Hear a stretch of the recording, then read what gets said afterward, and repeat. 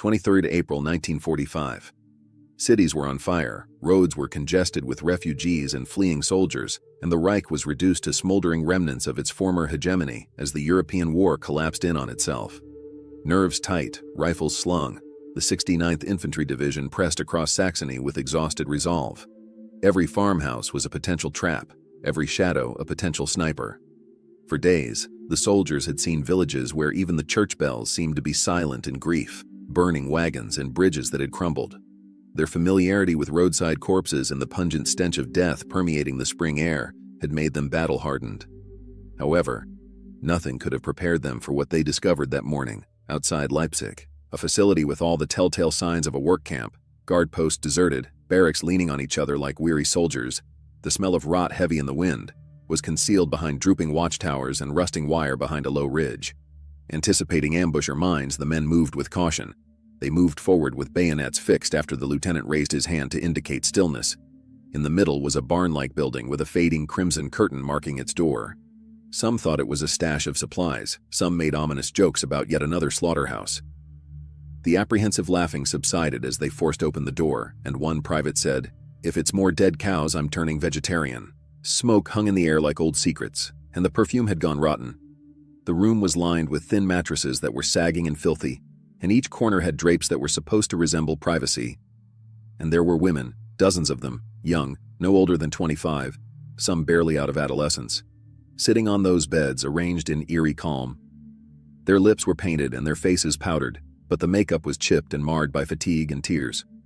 They viewed the Americans with fear rather than optimism, as though their uniforms simply signaled yet another round of infractions. Instinctively, one woman pulled her scarf tight. Another looked down at the ground. The soldiers stopped. They had anticipated skeleton men, desperate for liberation, and inmates in striped uniforms. Rather, they were starving women who were dressed for seduction, their beauty used against their choice. The disparity was nearly intolerable.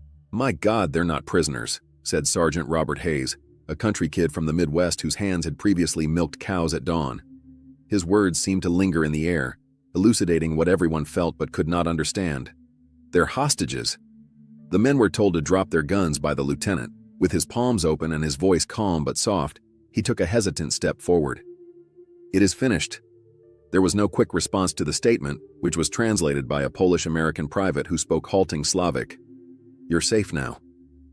Years of cruelty had conditioned the ladies to view promises as precursors to suffering.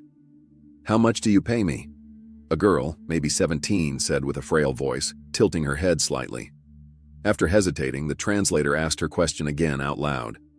After that, there was a startled quiet that was only broken by one of the GIs whispering, "Nothing. That is not why we are here." At first, the term free didn't appear to imply anything. "You're free." It sounded like an unknown song, a riddle. A few women turned their heads away, uncertain if this was freedom or just a new group of rulers with distinct accents. Others murmured among themselves. One held a tattered doll to her chest as if to remind herself that she was still a person with the capacity for love. The Americans struggled between human instinct and soldierly discipline, since they were not prepared for such interactions. Unwrapping bandages, a medic put down his kit and offered a piece of bread. Staring at the food as though it were bait, the women paused. One girl's eyes filled as she bit into genuine bread for the first time in months after the medic tore off a piece and ate it himself, before giving the remainder to her. The dam was broken by that little deed. Others rushed forward in desperation, holding on to the chocolate rations and loaves that the soldiers were passing out. Their makeup was smeared with tears. Months of bloodshed had hardened the guys, and they felt their throats constricted. These were not anonymous bystanders spotted from afar. These were women whose souls were withering and who had been made to live inside a machine of exploitation, told to smile. Later that evening, Hayes scrawled in his journal, "The Germans had managed to convert sin into documentation. Ledgers by the door, names and numbers like livestock. The brothel was a system, not an anomaly. Yet these girls nonetheless appeared more vibrant than the SS men we buried." A few Americans were aware of the German efficiency, wall-mounted posters and appointment schedules that resembled train timetables. It was bureaucracy used to dehumanize people, with flesh being tracked down like ammunition. Incredulous, the troops who read German shook their heads. One resentfully remarked, "They even stamped the sheets." The irony was painful. Organized debasement on an industrial scale had been manufactured by a regime fixated on purity. There was mistrust among the women. Some remained away, believing that the old demands would resurface after the initial goodwill subsided. Gradually, however, gestures started to outspeak uniforms. A GI took off his field jacket and put it over a woman's trembling shoulders. Another produced a picture of his wife and kids, seemingly to demonstrate that he was there to connect rather than to cause harm. Something changed within those brief moments. Whispers of incredulity started to break through the fearful hush. The remainder of the camp was lying deserted outside, a sign of its German overseer's hasty departure. However, the soldiers were more affected by the finding within that red-curtained building than by any abandoned watchtower or burning barracks. Towns, prisons, and even entire factories full of forced laborers had been freed. In this quiet chamber, however, liberty was measured not in strategic triumphs, but rather in the fragile restoration of human dignity. The Americans called in a chaplain and medical personnel to arrange transportation for the women as the day was coming to an end. The women cautiously made their way to the open gates, gathering their meager possessions, which included scarves, trinkets, and occasionally nothing at all. Nevertheless, a lot of people looked back, wondering if leaving meant freedom or just another period of imprisonment. Freedom was too alien for them to instantly trust. It turns out that we came here to demonstrate that kindness still exists. As he watched them shuffle along, one soldier shook his head and remarked almost to himself, "We thought we came here to end a war." Nobody challenged that line, but a deeper question remained as dusk descended and the women were guided past the wire. Could compassion mend the damage that systemic cruelty had inflicted on their souls? Could years of deterioration be reversed with bread and bandages? The women dared not believe it, and the troops were unaware. It was not the end of the story. Perhaps even more terrible than what lay behind them was the unknown that awaited them outside the camp gates. A silent witness to the atrocities faced and the flimsy hope of something new, the red curtain at the door fluttered gently in the wind. One young woman paused as the last of the light went out, turned around, and murmured in her own tongue something that no soldier could understand, but that they could all feel in their bones.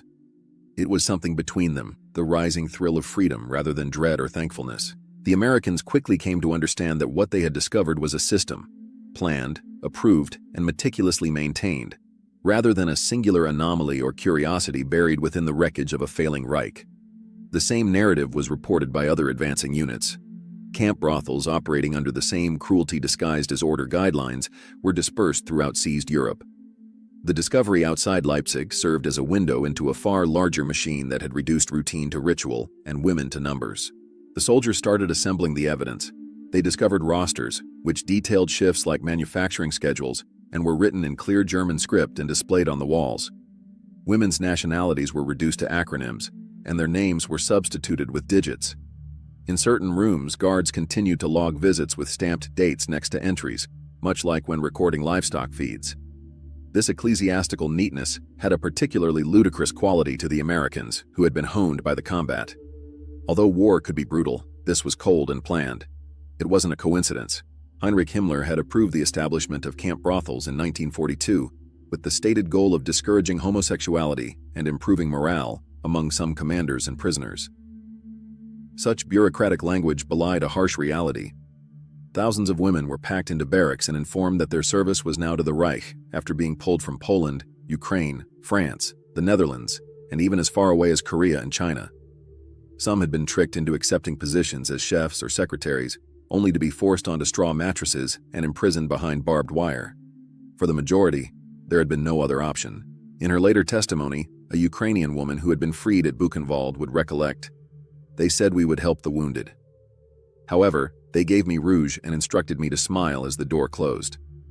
Another Polish woman spoke of waiting in line to be chosen like cattle, her fate confirmed by a camp official's nod. "I had no words for that kind of betrayal," she said. Decades later, these testimonies corroborated what the soldiers had seen then, a massive exploitation apparatus cloaked in euphemism. It was hard to miss the contrast. Here was the corrupt core, apartments where commanders and privileged inmates bought time with women who could not reject, despite the Germans' insistence on purity and their moral discipline doctrine.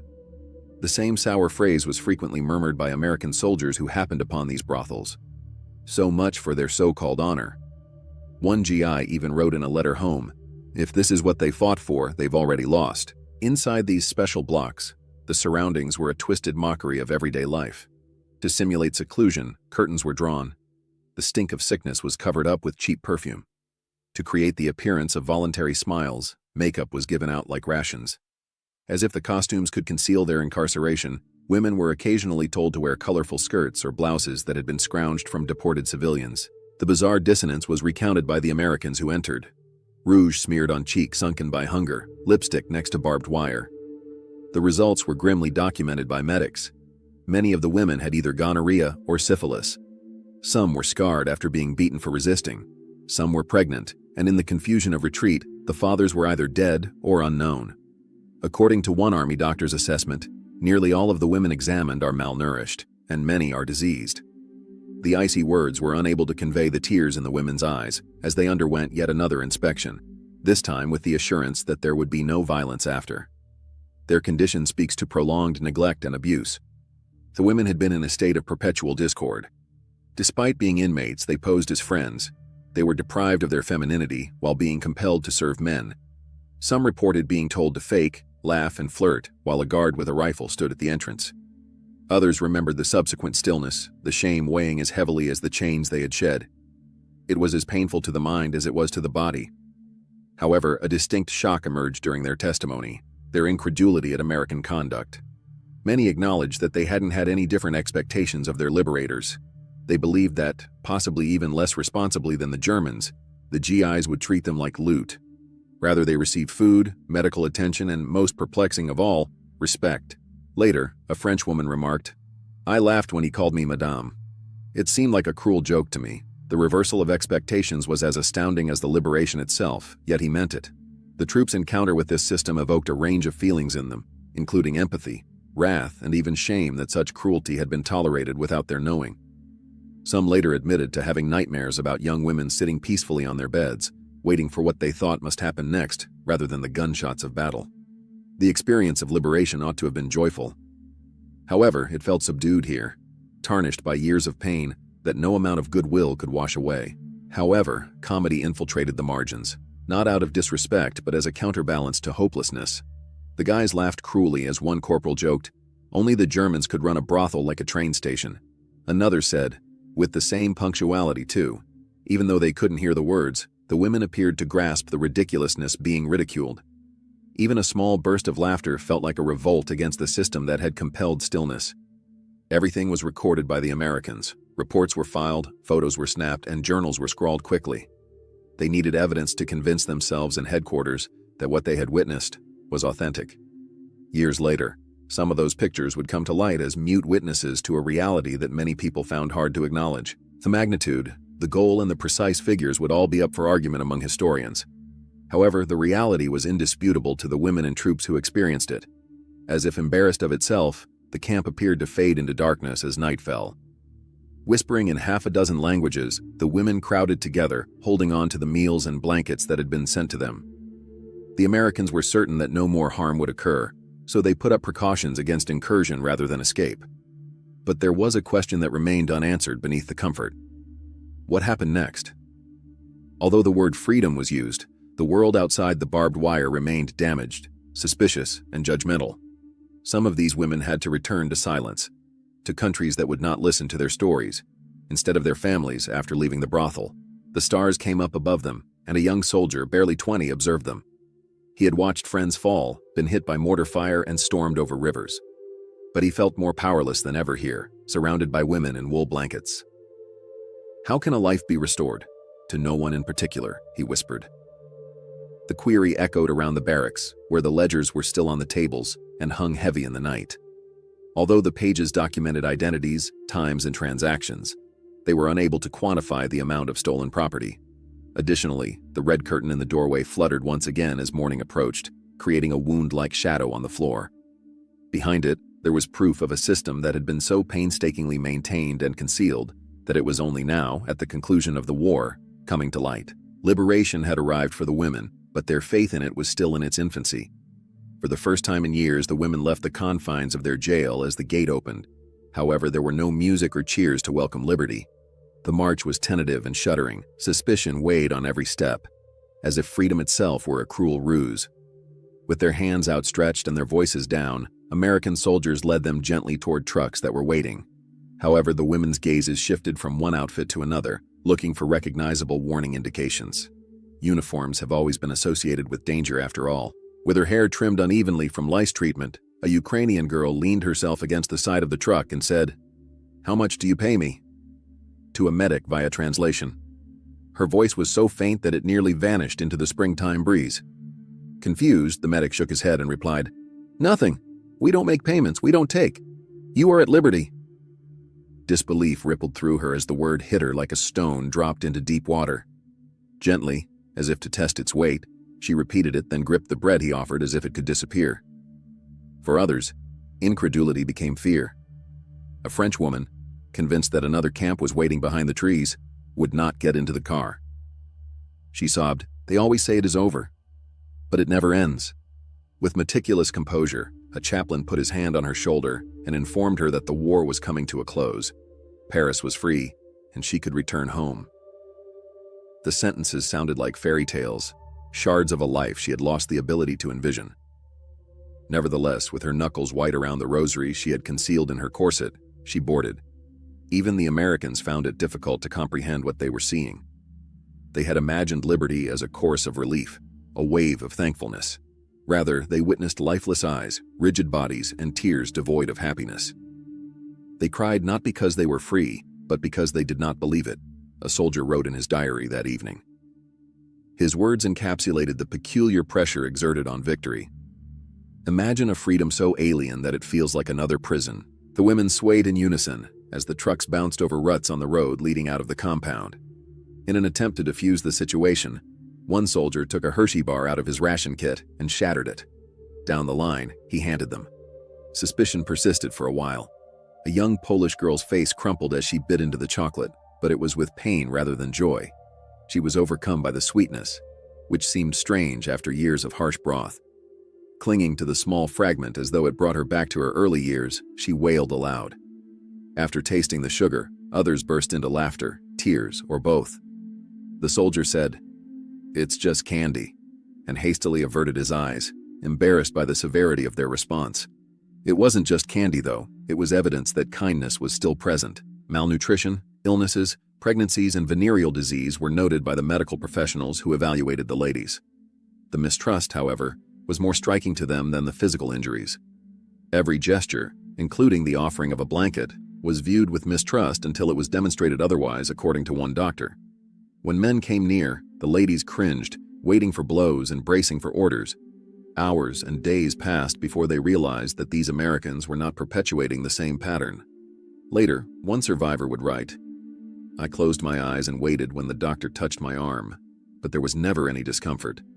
All he did was check my pulse. I shook uncontrollably." The GIs, many of whom were only slightly older than the women, struggled with feelings that were difficult to express. Some acknowledged that they were ashamed of being of the same species as the individuals who had planned such atrocities, not of anything they had done. Others were protective, seeking to shelter these women from memory itself as much as from bullets. According to reports, a sergeant from Ohio said, "We came here to fight soldiers, but I feel like I should have been here sooner, for them." Many people agreed with him, believing that combat triumph was meaningless in comparison to the vulnerability of the lives they had saved. Nevertheless, despite the sadness, humanity remained. "You Are My Sunshine" is a straightforward American hymn that a group of soldiers taught freed women at one temporary camp. The music captivated them despite the unfamiliar words, and soon thin, cracking voices sung in hesitant harmony. For a moment, the air vibrated with something dangerously near to excitement as the troops clapped along, despite the uneven and off-key sound. The women were nearly as shocked by the brittle but genuine laughing that ensued after one GI commented, "The Nazis might have kept schedules, but they sure didn't keep rhythm." Nevertheless, there were shadows of emancipation. Fearing rejection, several women shrank from the thought of going back home. "They will call me traitor if they know where I am," a Polish girl murmured to a nurse, as others clung frantically to their rescuers, afraid of being abandoned. "They cling not to us, but to the idea that someone, anyone, might still see them as more than what they were forced to become," one American chaplain wrote in his notes. Soldiers compared accounts from other camps as word of these brothels circulated through the ranks. Women in Dutch camps have knelt down and kissed their liberators' boots before being gently raised back up. One survivor at Buchenwald questioned an American about whether he was a dream from God or real. Disbelief and thankfulness coexisted in each instance, with the mind finding it difficult to believe what the body yearned for: protection. The freed women were lying on beds in field hospitals by evening, their wounds attended to, their hair cleansed, and their blankets wrapped around them. For the first time, some people were able to sleep without worrying about a door opening in the dark. Some stayed up, gazing at the ceiling and listening for footsteps that never materialized. It appeared that freedom was just as terrifying as captivity, if only because it was strange. The encounter changed something basic for the Americans as well. They had witnessed the violence of war, but this was its covert cruelty, the perversion of intimacy itself. In a letter, one lieutenant admitted, "I believed I understood the purpose of our battle." He said, "Today I finally understood." His remarks were filled with conviction and sadness, conveying the idea that, in comparison to years of lost dignity, victory was not a triumph. However, the tale did not conclude with chocolate and blankets. For many of these women, liberation was just the beginning. The most difficult trip was yet to come, into cultures that were ready to forget, into families that may reject them, and into memories that would last a lifetime.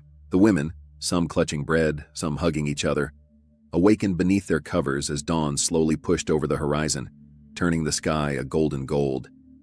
Yes, they were still alive, but surviving came with a new question that was just as burdensome as the constraints they had left behind. The conflict was over. However, peace was a word full of ambiguities for the women who had been freed from the camp brothels. Soldiers treated them with decency after they crossed the fence and gave them food, bandages, and even laughs. However, freedom turned out to be more nuanced than a single open gate. Many were transported by trucks to camps for internally displaced people, where work battalions and ghetto survivors gathered beneath Red Cross tents. It was hard to place their experiences in the midst of the relief and bureaucratic confusion there. It was possible to count, record, and swap prisoners of war. Names of political prisoners could be listed. However, what classification did women who had been coerced into brothels fall under? The columns of emancipation did not properly suit their sorrow. Even the Americans who had seen them had difficulties. In his report, a chaplain acknowledged, "We can provide them with food and clothing, but how do we explain to the world what was done? Sometimes their scars are not apparent. As if proving their existence may lend weight to voices history would otherwise ignore, some troops carried photographs of the women they had met, tucked into journals next to pressed flowers." In an Illinois letter to his wife, a lieutenant described a young French woman who broke down in tears when he referred to her as a mademoiselle. "The war taught me what cruelty means, but she taught me what kindness can repair," he said in closing. The women were confronted with a painful dilemma. They had been made to conduct intimate acts against their will in the brothel. They yearned for normal love, families, and homes where their names were softly uttered outside. But like a shadow, the stigma followed them. Women who revealed what had happened in Poland and Ukraine faced rumors of complicity or treachery. Others opted for quiet, lying about their whereabouts when they returned to the villages. Others left their own countries in search of fresh starts in France or America, where anonymity provided a sense of safety. Decades later, a few gave public testimony, their shaky voices piercing years of forced amnesia. Speaking in the 1990s, one survivor stated, "I assumed it was charity when the Americans gave me bread. I didn't realize it was recognition until much later. I remained a human." Slowly, historians put the pieces back together. Records showed that at least 10 significant concentration camps, including Dachau, Buchenwald, and Auschwitz, had brothels. Quotas, payment ledgers, and official instructions signed in the same offices that planned death transports were found in the documents. Survivors' testimonies described the scene in excruciating detail, including the sound of boots outside the door, the continual worry of illness, and the scent of powder and disinfectant. It was estimated that there were between 200 and 500 enslaved women in various camps, for a total of several thousand. However, the weight of decades of quiet was too great for numbers to convey. Memory became a burden and a compass for the soldiers who had witnessed the brothels firsthand. In one of the medic's nightmares, he presented bread to the women, only to have it turn to ash in their hands. In an interview from the 1970s, another soldier stated, "You fight a war thinking you'll remember the battles. However, I do recall a girl who was too afraid to consume a candy bar." Their stories were recorded orally, serving as a reminder that freedom was not always a march toward victory, but rather occasionally a precarious balancing act between trauma and trust. Nevertheless, moments of change emerged despite the suffering. Women who had been treated like property found a newfound sense of dignity in little acts, such as a chaplain kneeling to pray with them rather than for them, a soldier turning his back to provide solitude, or a blanket draped softly over their shoulders. These actions, which seemed insignificant to others, had a profound impact on the survivors. Men's hands only took in the system they had lived in, and then they came to giving hands. More startling than the actual liberation was that contrast. The scars were changed by time, but they were not removed. Some survivors got married, started families, and kept their secrets to themselves while lovingly putting their kids to sleep, something they had been denied. Others, plagued by illness, infertility, or embarrassment, never managed to leave the shadows. Their legacy was one of survival in every instance, despite systematic violence that aimed to eradicate them. They rebelled against the system that had reduced them to numbers and ledgers by persevering and refusing to disappear. But the world was sluggish to pay attention. Camp brothels, an awkward topic frequently omitted from official history, were a footnote in academia for decades following the war. Testimonies didn't become widely available until the late 20th century, reminding both residents and academics that stories of emancipation were veiled in silence. By that time, some of the women had already passed away, and the only recordings of their voices that remained were fragments made by archivists. The agony was exacerbated by the lack of recognition, as if their lives had been wiped out twice, first due to captivity and again due to memory. Traces persisted, however. Artifacts turned uncovered in museums. A makeup compact from Buchenwald, a Mauthausen ledger, and a scarlet curtain that was taken from a barracks entrance. As they looked at these items in shock, visitors attempted to make sense of the notion of systematic exploitation. These things are both commonplace and intolerable, according to one historian. There is no place for a lipstick tube in a concentration camp. But here it is. These comparisons demonstrated how ideology perverted the most personal items into tools of manipulation. The moment a woman ventured to eat bread without fear, rather than the flags raised or the treaty signed, served as a silent reminder to the Americans who had served as young soldiers in 1945 of what true victory meant. They kept those pictures with them until old age, telling their grandchildren about kindness that was rediscovered amid the rubble of brutality rather than medals. "I knew we'd won the war when I saw a girl put down her shawl and smile, without being told to," a veteran recalled saying at his burial. The legacy of such brothels is a mirror of history, rather than merely a historical footnote. They serve as a reminder that oppressive institutions exist not only because of violence, but also because exploitation is accepted as usual. They also serve as a reminder that regaining dignity is always a necessary part of emancipation, not only breaking free from shackles. The 1945 liberated ladies were more than just victims. They demonstrated to the world what it means to persevere because they were survivors. One of the war's most eerie reminders is their incredulity at generosity and their tears at bread and chocolate. However, a concern persisted as the decades went by.